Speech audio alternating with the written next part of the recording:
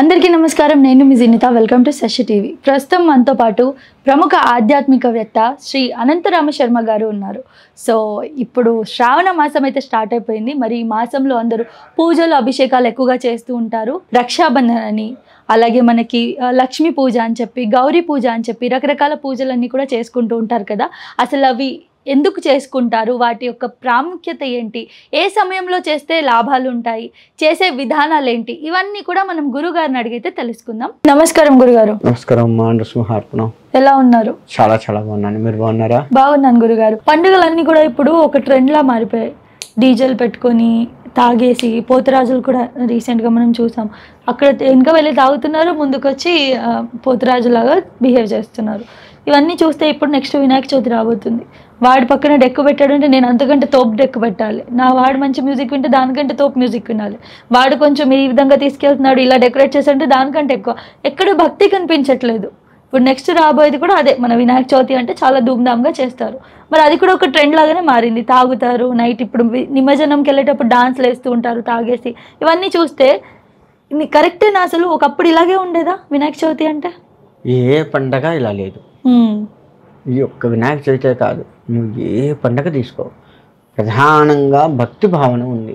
పండగల దాకా కాదు, పుట్టినరోజులు లెక్క వేసుకున్నా మన పుట్టినరోజు మన తల్లిదండ్రులు ఇంట్లో దేవుడికి దండం పెట్టించి, తనకి స్నానం చేయించి, చక్కగా మంచి కొత్త వస్త్రాలు వేసి మనకి అందంగా మనల్ని అలంకరించి చిన్నప్పటి నుంచి లెక్కేస్తే. ఇప్పుడంటే మనం ఫ్యాషన్ల పేరుతో ఉన్నాం, కానీ చిన్నప్పటి లెక్కేసుకుంటే అలంకరించి దేవుడికి దండం పెట్టుకొని లేదా గుడికి తీసుకెళ్ళి దండం పెట్టించడం ఇట్లా చేసేవాళ్ళు. ఇప్పుడు పుట్టినరోజు అంటే దీపం వెలిగించడం పోయి ఆర్పటానికి వచ్చింది. కొవ్వొత్తులు ఊతున్నాం కదా, ఆర్పేస్తున్నాం. అంటే మన జీవితాలను మనం ఆర్పేసుకుంటున్నాం. అది పుట్టినరోజు దగ్గర నుంచి మొదలయ్యి ఆధ్యాత్మిక జీవనం వరకు వెళ్ళిపోయింది. చివరికి మన జీవితాలని ఆధ్యాత్మిక పరంగా కూడా ఆర్పేసుకుంటున్నాం. దీనికి ప్రధాన కారణం ఏంటంటే మన తల్లిదండ్రులు లేదు మనము చుట్టూ సమాజాన్ని చూసి నేర్చుకోవాలి. మన తల్లిదండ్రులు మనం కడుపులో ఉన్నప్పుడే మన తల్లిదండ్రులు భక్తికి సంబంధించినవి చదువుతూ ఉండాలి. మనకు అది నేర్పాలి. మనకు నేర్పుతున్నా మనం నేర్చుకోవట్లేదు. ప్రహ్లాదుడు ఉన్నాడు, కడుపులో ఉన్నప్పుడే విష్ణువు గురించి తెలుసుకున్నాడు. బయటకు వచ్చిన తర్వాత ఎంత కష్టం వచ్చినా ఆయన పెద్ద కష్టం అనిపించలేదు. మరి వారి చిన్న కష్టం కూడా కష్టం అనిపిస్తుంది. ఎందుకు అంటే నీలో భక్తి భావన చిన్నప్పటి నుంచి లేకపోవడం, పెద్దయినా కొద్దీ అసలే లేకపోవడం. అందులో పోటీతత్వం ఉంది. ఈ పోటీతత్వం అనేది చదువులో పెట్టుకో, అంతేకాని డీజేలలో పెట్టడం, డ్యాన్సులు వేయడం వీటిల్లో కాదు. చదువులో పెట్టుకో, జ్ఞానంలో పెట్టుకో. యాంకర్ ఉంది, అంత బాగా మాట్లాడుతున్నా, ఆమెకంటే నేను ఎందుకు గొప్పగా మాట్లాడకూడదు, పెట్టుకో, అట్లా పెట్టుకో. అంతే తప్ప ఏదో మంచి ఐఫోన్ కొన్నది, అంతకంటే పెద్ద ఫోన్ ఏమైనా ఉందేమో సెర్చ్ చేసి నేను కొంటా, ఇది కాదు కదా. ఆ పోటీతత్వం అనేది విజ్ఞానంలో ఉండాలి, జ్ఞానంలో ఉండాలి.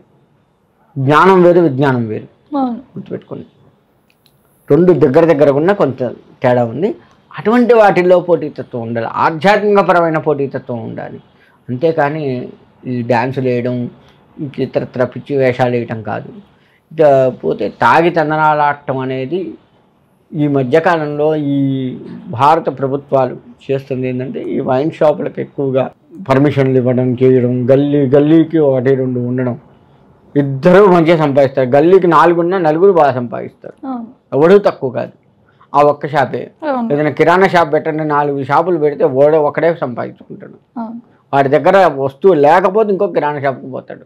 అది పోటీతత్వం, అది కాదు కదా. అలా ప్రభుత్వం చేయొద్దు ఫస్ట్. సో ఇప్పుడు ఈ జనాలు ఏదైతే జనరేషన్కి తగ్గట్టుగా పండుగలన్నీ అప్డేట్ చేసేస్తున్నారో అది తప్పంటారు?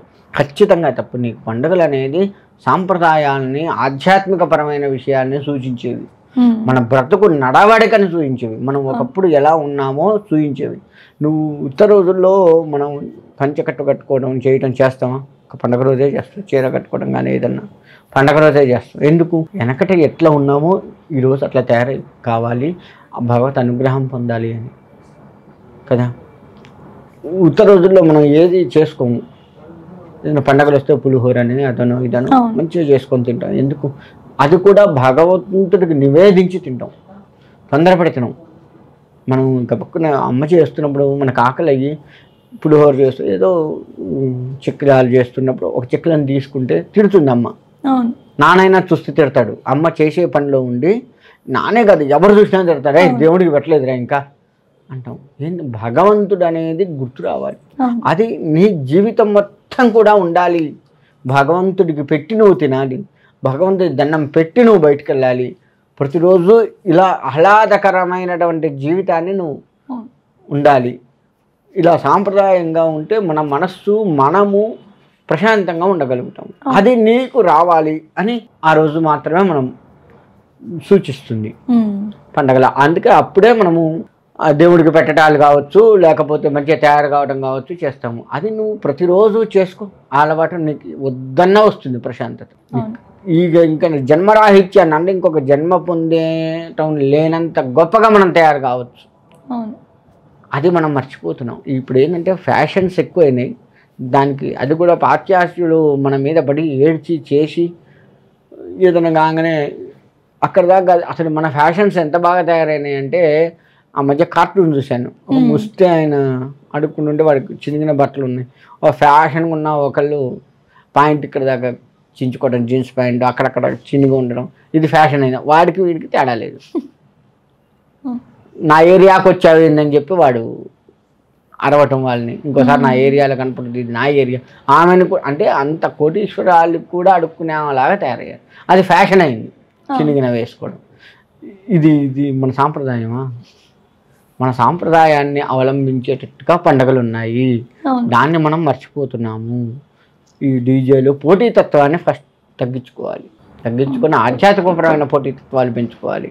అంతేగాని వాడు ఒక డీజే పెడితే నేను 4 డీజేలు పెడతా, ఆ సందులో 10 అడుగుల విగ్రహం పెడితే నేను 100 అడుగుల విగ్రహం పెడతా, ఇది కాదు. నీకు ఇంత పరిమాణంలో విగ్రహం ఉండని నీ భక్తే పెద్దగా చూపిస్తుంది. అంత పెద్దగా పెట్టినా నువ్వు ఎంతసేపు విగ్రహంగానే చూస్తావు దాన్ని తప్ప భగవంతుడు అనే తీరుగా చూడవు. కాబట్టి భక్తి శ్రద్ధలు ముఖ్యం. అది ఈ మన భక్తి శ్రద్ధలన్నీ కూడా ఈ తాగే మీద, ఎగిరే మీద, ఈ ముఖ్యంగా ఈ వినాయక చవితి వచ్చిందంటే నిజంగా బ్రాహ్మణులు చేయించకపోతే బాగుండు అన్నంత ఫీల్ అవుతున్నారు. సరే, ఇప్పుడు పూజకి వచ్చా, మీ ఇంట్లో మీ గల్లీలో వినాయకుడిని పెట్టారు, నన్ను పిలిచారు, నేను వచ్చా. నేను వచ్చిన తర్వాత అయినా నువ్వు బంద్ చేయాలి కదా. నేను పోయి బంద్ చేసుకోవాలి. పంతులు వచ్చారా బంద్ చేద్దాం, ఇదంతా పూజ ప్రిఫరెన్స్ ఇద్దాం అనేది లేదు. అటు మీరు పూజ చేస్తుంటారు, ఇటు మ్యూజిక్. ఇది ఎగురుతుంది. అసలు ముందు ఏంటంటే వచ్చాడు అని భయభక్తులు కూడా లేవు. మనం పెట్టింది దేవుణ్ణి పూజ కోసం. కనీసం పూజారి వచ్చినప్పుడన్నా దాన్ని బంద్ చేసి పూజారి పూర్తిగా ఏరియా నుంచి వెళ్ళిపోయిన తర్వాత మొదలు పెట్టుకుందాం అనేది కూడా లేదు. పూజారి తీరాన పూజారే, దాని తీరాన అదే. ఇదంతా ఏంటంటే భక్తి భావన లేకపోవడం, దాన్ని పెంచుకోకపోవడం మనకి అనర్థాల కారణం. వాటి తగ్గట్టే భగవంతుడు కూడా అనేక రకాల ఉపద్రవాలు తీసుకొని వస్తున్నాడు. పడకూడని సమయంలో వర్షాలు పడి పంటలు నాశనం కావడం, చెప్పలేని రోగాలు రావడం, అనేక ఆర్థిక సమస్యలు రావడం, కష్టాలు వస్తున్నాయంటే ఇప్పుడు నువ్వు తప్పు చేసావు, నేను నీకు సహకరించా, డీజే పెట్టడం తప్పు వినాయక చవితి టైంలో, ఏం కాదులే అని చెప్పి నేను కూడా దానికి స్పాన్సర్ ఇచ్చా. డీజేకి 10,000 ఇచ్చా, మంచిగా స్పాన్సర్ అయ్యా. ఆయన చూస్తున్నాడు, పెట్టిన నీ తప్పు, స్పాన్సర్ ఇచ్చిన నా తప్పు, వద్దని చెప్పకుండా చూస్తున్నాడు ఆయన తప్పు. ముగ్గురం ఉన్నాం ఆ తప్పులు. వింటున్న వాళ్ళందరిది తప్పు. అది ఎంత దూరం అయినా పడితే అంత దూరం చప్పుడు చేయకుండా ఆ పాటలను ఎంజాయ్ చేస్తా, అక్కడ భలే చేస్తున్నారు, బాగా చేస్తున్నారు అని ఎంజాయ్ చేయడం తప్పు. ఇంతమంది పాత్ర ఉన్నప్పుడు ఒక దేవుడి విషయంలో మరి ఆ దేవుడు ఇంతమందితో పాటుగా అందరికీ కష్టాలు ఇవ్వాలి కదా, ఇస్తున్నాడు. మనం కష్టాలు ఎందుకు వస్తున్నాయంటే ఇన్ని తప్పులు చేస్తున్నాం కాబట్టి కష్టాలు వస్తున్నాయి. చెయ్యకుండా నువ్వు ఇప్పుడు వస్తున్న వినాయక చవితికి ఎటువంటి డీజేలు పెట్టదు, మైక్ పెట్టు, అది కూడా భక్తికి సంబంధించిన పాటలు లిమిట్లో పెట్టు. ఒక్కటి గుర్తుపెట్టుకోండి, దేవాలయాల్లో కానీ ఇటువంటి చోట కానీ తక్కువ సౌండ్ పెట్టి భగవంతుడికి సంబంధించింది పాట, భగవద్గీత ఏదన్నా పెట్టండి. అది వింటూ ఉంటే మన మనస్సు ఆహ్లాదంగా ఉంటుంది. ఎక్కువ సౌండ్ పెడితే అసలు ఏమర్థం కదా పాట. నిజంగా చెప్పాలి, నువ్వు సినిమా పాటే పెట్టుకోండి, దేవుడు కాసేపు పక్క పెట్టి సినిమా పాటే పెట్టు, తక్కువ సౌండ్ పెట్టి వినం, నీ మనస్సు వద్దన్నా అక్కడ దాకా పోతుంది. ఎక్కడో వినపడుతున్నట్టుగా పెట్టు, ఎంత శ్రద్ధగా వింటామో మనం. భగవంతుడి విషయం అంతే, తక్కువ సౌండ్ పెడితే మన మనస్సు అక్కడికి తీసుకెళ్తుంది, ఎక్కువ సౌండ్ పెడితే మన మనస్సు అలజడవుతుంది, ఆ ప్రాంతం అలజడవుతుంది, అనేక రకాల కష్టాలకి మూలం అవుతుంది. ఇంత ఉంది ఒక్క డీజేలు పెట్టడం వల్ల. అవును. అంటే నువ్వు చెడింది కాక నీ చుట్టూ వాళ్ళందరినీ చెడగొట్టి కాలుష్యం మొత్తం కూడా చెడగొట్టి శబ్ద తరంగాల ద్వారా చుట్టుపక్కల శబ్ద కాలుష్యం చేసి దేవుడి పాటలు పెట్టుకో, తప్పు లేదు. అనవసరపు సినిమా పాటలతో డీజేలు పెడితే నేను చెప్పేది, ఒకసారి డీజే ఆ దరిదాపుల్లో ఉండి నీ గుండె ఎట్లా ఇదవుతుందో, హార్ట్ అటాక్ వచ్చి చచ్చిపోయిన వాళ్ళు ఉన్నారు. దాన్ని బ్యాన్ కూడా చేశారు డీజేలు పెట్టొద్దని గవర్నమెంట్, అయినా మనం వినం.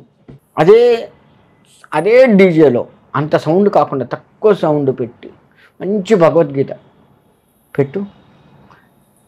అది డీజే అయినా సరే మన మనస్సు ఆ భగవద్గీత వైపు పోయి ఒక క్షణం నిలబడగలుగుతుంది దేవుడి మీద.